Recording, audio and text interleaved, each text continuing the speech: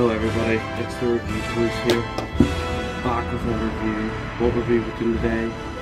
We're going to do Captain Marvel. Boys and girls, we're not doing a stupid gaming video today, okay? We're doing some real deal shit, and I'm going to have to take us off to prove it. You know, alright, look, today we're here with a review on Captain Marvel, and some of you guys are like, Jalen, why are you doing a review? You'd never do reviews. It's been a while since I've done reviews. I've done movie reviews in the past, and you know, I think this time around is very valid, seeing as Avengers Endgame is coming up very soon, and Captain Marvel is very fresh in my mind as I saw it on Saturday with two mates. And I'm just going to give my thoughts and opinions on it. The movie starts off, well, I guess. It kind of opens to, you know, she wakes up, you know, it's kind of, she starts fighting her commander, let's say. And, you know, from there, she's like sassy towards him. She is sassy towards, let's say, all of the male characters. For example, Samuel L. Jackson's Nick Fury. And I didn't appreciate of that and the way she acted towards Nick Fury, or Samuel, or, you know, the actor. Because, you know, we've had so many of these films to build up a character for Samuel L. Jackson. So throughout these movies, we've had a build up of who Nick Fury is as a character, what he does, who he is, you know, when he's a badass, you know, you don't know that much about him. And, you know, we get to see him in these earlier years before he, you know, knows about, like, you know, the Tesseract and the Avengers and, you know, people like Captain Marvel. Because the timeline is like the 1990s. So this is before they knew about Captain America and they unfroze him from the ice and stuff, then they recruited him. Because, so Carol Danvers, aka Captain Marvel, we get to learn about her character arc and who she is as an individual, as with a lot of origin stories for the Marvel movies, you know, Thor, Iron Man, Captain America, you know, the Hulk. We learn about Black Widow in sort of Iron Man 2. So, you know, and we learn about Hawkeye as well throughout the movies, and we have, you know, Black Panther, we have Ant-Man, we have Doctor Strange, we have the Guardians of the Galaxy, where we got to learn about everybody in the Guardians of the Galaxy from the first movie. So that's quite a lot to do, you know, bring in character story arcs and origins in one movie, as well as having a lot in it, which is impressive for the Guardians of the Galaxy, and they did it quite well. I went in this movie with really low expectations because I've heard all the controversy around it, all the stuff Brie Larson's been saying about, you know, I don't want white 40-year-old dudes at my, you know, conferences, or I don't want white dudes at, you know, my press meetings and, you know, tour and stuff like that. But I'm sorry to tell you, love, but the majority of people who are going to see a comic book movie are young white males like myself, you know, so I don't think it's very good alienating that demographic of people, since it's not your fault, it's not our fault that we enjoy that sort of stuff, but that's kind of who we are, you know, as nerds and geeks, you know, that's sort of the culture that we're sort of involved in and that we enjoy. And, you know, as comic book fans, we're gonna look forward to seeing something from a comic on the live action big screen, and it is part of the Marvel Cinematic Universe, so it's the lead up to Endgame. So a lot of people, like myself, no, a lot of people were drawing, well, I was drawing a comparison between this movie and Black Panther, as in it's got, you know, a woke narrative. Now, in saying that, Black Panther's cast was 95% black, let's say, and it was the first of its kind. And let me say, I genuinely enjoyed Black Panther. I watched it, you know, none of the narrative was pushed that they're all black. It was just, you know, a Marvel movie. That's what it was to me anyway. I enjoyed it. I didn't, you know, I didn't hate anything that had in it. It was great, it's fantastic, and I enjoyed it, you know. And, you know, to be honest, it's one of my favourite Marvel movies. It's got to be in the top 5, you know. I talk about a lot of this stuff, by the way, a lot on my private Snapchat story. You know, this is a lot of the sort of stuff I talk about politically and stuff like, well, not politically, but just like in general about how I feel. You know, a lot of what Brie Larson has been saying around the, you know, release of Captain Marvel is just fucking idiotic, you know, for, you know, a movie that's not even out yet, and you're starting to, you know, belittle a lot of the audience that are gonna see it. Is gonna be bad press for Marvel and for Disney, you know, the companies that own the rights to this movie. Because, you know, Disney bought Marvel and they own the rights to Marvel, and Marvel make the movies, you know, like, you know, Spider-Man, etc. So, first things first, it's not the smartest thing to go around and pointing fingers at, you know, a large group of people who are going to see the movie. And, you know, on top of that, you know, Disney must be beside themselves. You know, Ben Shapiro said this.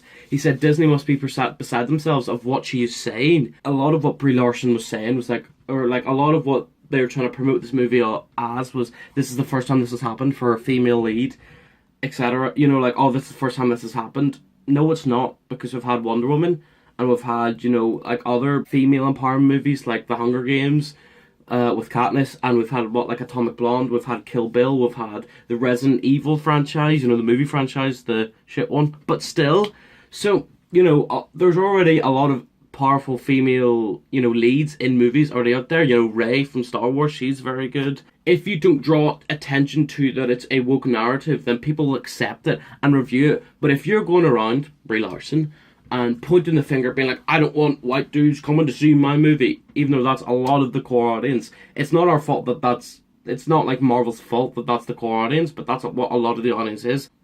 Back to the movie. So, the movie in general was decent. You know, it wasn't amazing, it wasn't god tier. I'd say it was on the same level as, like, you know, Iron Man 1, if even. When the movie first ended, I said to my mates, so what do you give it? And I was like, I'd roughly give it a 6 or 7.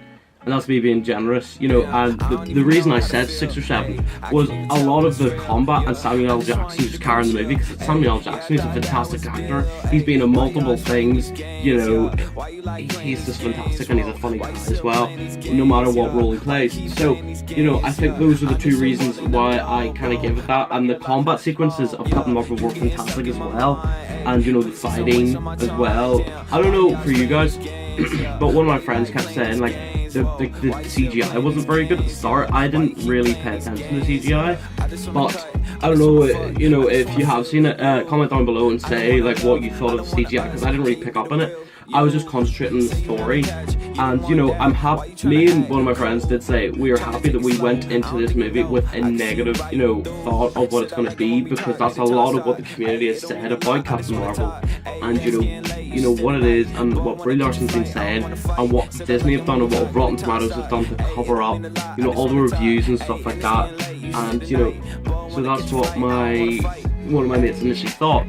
And, you know, another one of my friends who's not the biggest geek or nerd, he just, you know, sort of came with the cinema with us, and he understands a lot of the, you know, he does know the Marvel lore, but he gets mixed up between DC and Marvel, and he understands a lot of it, yes, and, you know, in his opinion, his favourite was the new Spider-Man, but he gave it a 4 out of 10, and he said because he just didn't like the actor, or he just didn't like the main actor, Brie Larson, and bear in mind, he didn't know any of the stuff that was going on around the movie. This was just him watching the movie. He didn't know anything about it, because I hadn't really talked to him about what was happening, because, you know, around the movie and what Brie Larson was saying and the promotional stuff for it, and, you know, Disney buying tickets in lots of cinemas on opening weekend to make sure it sold and looked good numbers wise.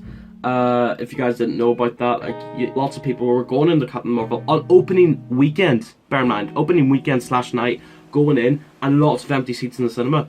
You know, that's not very good for Marvel, but probably the reason for that was because of what Brie Larson was saying, and people don't approve of what she said, and a lot of people don't want what happens to Star Wars to happen to, you know, Marvel. The start of Marvel, you know, honoring Stan Lee, the whole sort of Marvel logo when it was like rolling over the way it usually does with the different Avengers in it, it was all Stan Lee cameos. Now, I think that was very honourable, and I appreciate that they did that. You know, I can't knock them for that, and they also said at the start, like, oh, thank you, Stans. I don't know, it did give me sort of Thor Ragnarok / Guardians of the Galaxy vibes, because it wasn't, like, you know, a lot of it was in space and a different planet. Like, the whole sort of arc was, you know, Captain Marvel had amnesia, and she forgot how she got her powers and who she was previously. And, you know, the twist was that she found out that the shapeshifters, I can't remember their names, but they were actually the good guys. They actually weren't the bad guys, they were the good guys. The Kree were the bad ones, because the Kree wanted to continue the war against the shapeshifters. And Rodin's also in it, partially, you know, and Rodin was in the first Guardians of the Galaxy. Captain Marvel has the same sort of story arc of how, you know, Chris Pratt's Star-Lord got captured by Yondu and the Scrappers, I think they're called. I can't remember exactly, but it's the same sort of story arc that happens with Captain Marvel, you know, but in her case, she wasn't directly abducted, but she was abducted by the Kree, and she was, you know, she had her amnesia, but Captain Marvel was kind of like, okay, so you're warrior prince, so you're warrior sort of princess, you're given your powers, you've got amnesia, you can't remember who you are, you're running to Samuel L. Jackson, and that's pretty much it, you know. So also probably one of the best parts about the movie was the cat called Goose, which wasn't really a cat. It was something. It was like an alien sort of thing disguised as a cat, and it actually eats a Tesseract at one point. And you know that the cat could do so much. It was kind of like you know, having that arc of, you know, the Skrulls are just trying to run away from the Kree, you know, and if, let's say, at the end of Infinity, or let's say in Endgame, you find someone's a Skrull, does that mean that Captain Marvel's going to side with that character? And then the rest of the Avengers are going to be like, oh, what the fuck, you know, like, I've known you, blah, blah, blah, blah, and you're actually an alien? You know, that's going to be interesting if they throw that into Endgame, but I doubt they would, because, you know, it does give speculation to that, but I think after, you know, Endgame, maybe one of the Avengers actually dies and the Skrull takes their place or something like that, you know. You know, an overall review of Marvel it wasn't amazing, it was good.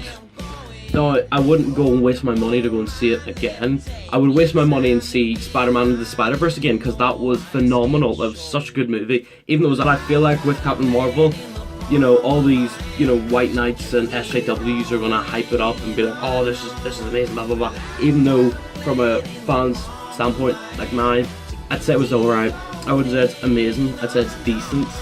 You know, and that's being generous. It was pretty meh, all things considered. I didn't walk away thinking, oh my god, that was amazing, like Thor Ragnarok, for example. Because Thor Ragnarok, I walked away from that movie, I was like, holy shit, there's so many good moments in that movie. But Captain Marvel, I can think about like 2 or 3 off the top of my head. And the rest was just story arc building. Captain Marvel was being cheeky and a dick towards, you know, Nick Fury. I just didn't appreciate that, because, you know, Nick Fury is a badass, and we've learned that from the past, you know, Marvel movies, and I don't really appreciate that towards that character that you've grown to love and enjoy.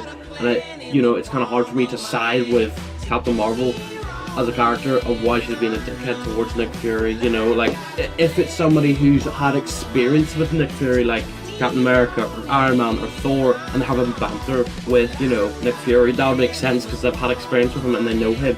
Or if Agent Coulson was having banter with Nick Fury, it's understandable because they're friends and have been friends for a long time. But then here comes Captain Marvel being a dick to one of the beloved characters of the franchise, and I didn't appreciate that, to be honest.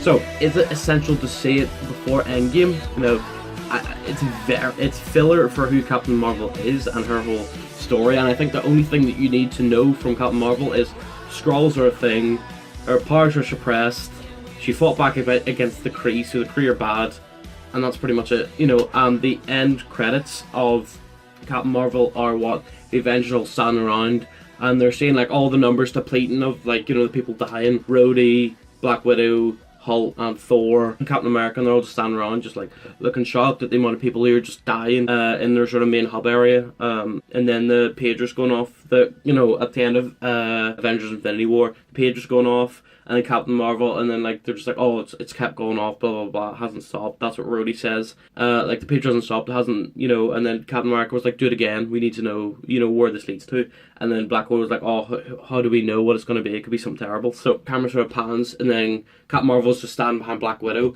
and then Thor just summers his hammer, Stormbreaker, like that. And then like she just doesn't she's just standing there like still, and she's like, where's Fury? And then Thor's just like, oh, I like this one. And then that's it. Like, you know, it's just kind of Captain Marvel being part of the Avengers now, and it's probably the next movie's probably gonna lead on from there. It is very filler Captain Marvel in my opinion, which it needs to be. It was the same with Ant-Man and the Wasp, but at least Ant-Man and the Wasp wasn't like, oh, we've got now a female sort of Ant-Man character and it's blah blah blah blah, the way Brie Larson has been about her role. You know, to all the people who did enjoy Captain Marvel and loved it, you know, fair enough to you. Like, that could be sort of your taste of the movie and what you enjoy. I don't think you should belittle people who have genuine opinions about it and people who are passionate about it. I think you should listen to them, as well as I have seen a lot of the sort of SJW, you know, white knight people have said about it. You know, I've read a lot of comments, and a lot of them have been just against the not so woke narrative of people being like, yeah, oh shit, because of this and this and this, and I didn't like this. You know, you can't just exactly outright call somebody a troll, a bigot, they're wrong just because they don't agree with you. You know, that's where a debate comes in. You know, you can debate your opinion for somebody else's opinion, and you can try and find common ground. You can't just straight up call a bunch of people trolls, which is a lot of what the media has done. A lot of what the media has done. Just because it's got a, let's say, woke narrative doesn't mean you have to push it and you have to push your agendas onto people and they have to accept it. They don't have to accept it, and neither do you. That's, you know, you don't have to accept, you know, male leads in movies. That's fine, but neither, it's, you know, if you want it to be equal, the other half of, you know, the other half of the coin, you know, the males and the people who genuinely are, you know, critical of, you know, movies that they enjoy. You know, you don't have to push it on top of them. So, and I feel like this is what these should be treated as, just movies and stories, and you don't really have to put your woke narratives into them unless it's part of the storyline, you know, unless it is part of it. You know, I'm not against female leads, I'm not against black leads, I'm not against coloured cast members. I'm against people shoving the narrative in your face and being like, look at it, it's so... That's been my review for Captain Marvel. But let me know what you thought of it down below in the comment section. And yeah, maybe I'll do more movie reviews since Endgame's out in a couple months. But anyway guys, drop a like if you enjoyed, subscribe if you're new to the channel, click that bell for notifications as well so you know when I'm going to upload on the channel. And I just thought I'd do, you know, something different, and let me know what you thought of it down in the comment section down below, and let me know what you think about my opinion, and we'll have a discussion. Peace, as always, have a nice day, stay safe, and have a nice